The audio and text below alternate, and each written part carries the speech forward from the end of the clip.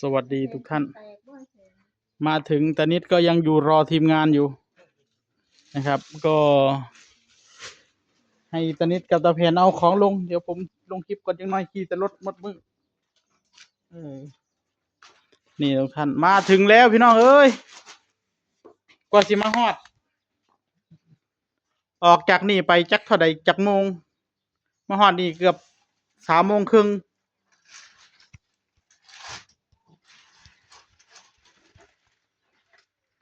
โอ้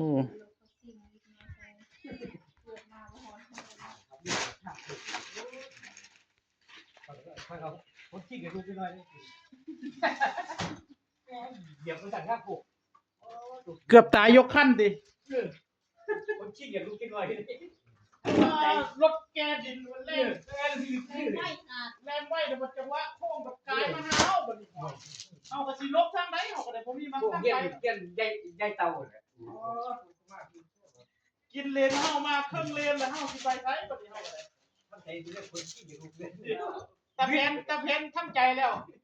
บ่ได้อยู่เพื่อนใหม่แท้กูว่าคิดได้จักโอ้ยเกียจโคตรโกงไปเลยลุงนั่นเนาะแทนเล่นลุงนั่นเนาะบางดีๆเด้อมันมีคนละสีเด้อเบิ่งได้ถามเลย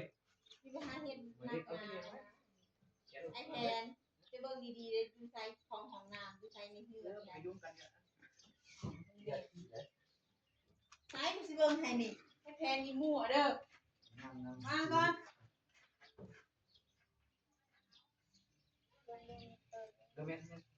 อันนี้เพื่อนนี่ในเพื่อนมาเลยจะตามเลยจะบู่ร้ายเลยโอ้ยกูก็ชิโร่ตัวคอยอยู่โอ้ยเอาสารเลยโอ้3เลยบ่โอ้เมนแล้วเดี๋ยวพอแห้งแล้ว3กับ3ย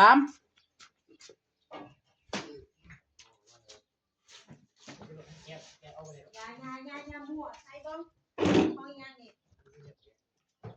มันบ่ไหลได้มันยากคนพลิกเบิ่งลุกพลิกนี่ออกนี่เพื่อนมันมีในห้องน้ำเอาซองกับพ่อ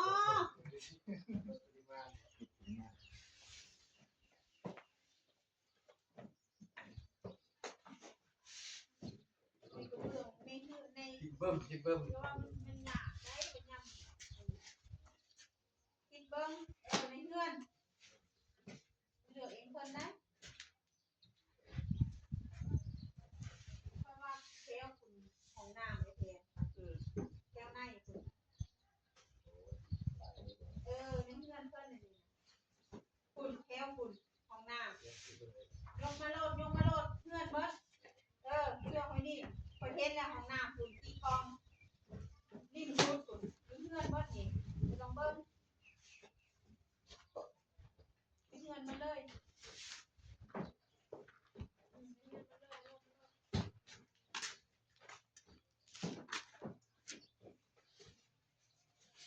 เทวนั่นของน้ำเห็นบ่น่ะจะคองเหลือเองก็ยังไม่รู้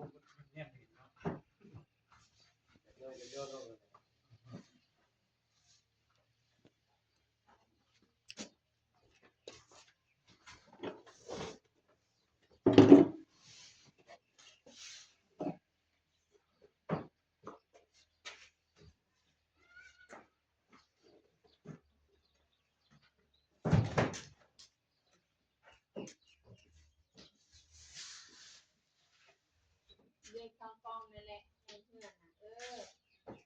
ที่กองนะของหน้าไอ้นั่นเพื่อนน่ะอันกองนึงกองเพื่อนหมดแล้วของหน้า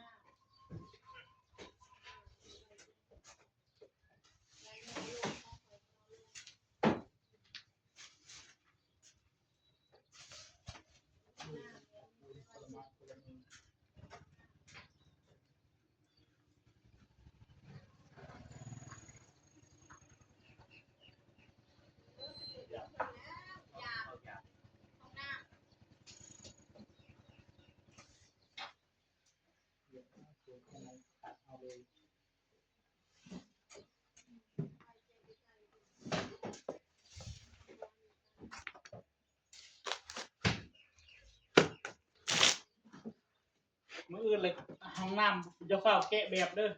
แกะแต่มองนี่คอยสิเฮ็ดแบบสูตรเทน้ำปูนราดแล้วก็วางกระเบื้องเลยนะเออเทน้ำปูนแล้วก็เอากระเบื้องวางเลยก็เลิกแล้วเลยนะติดตะไว ไม่ได้เงิน เคยเห็นสร้างประเภทโอ้เป็นตะไวแบบนี้ปูกระเบื้องบ่ฮอด10 นาทีแล้ว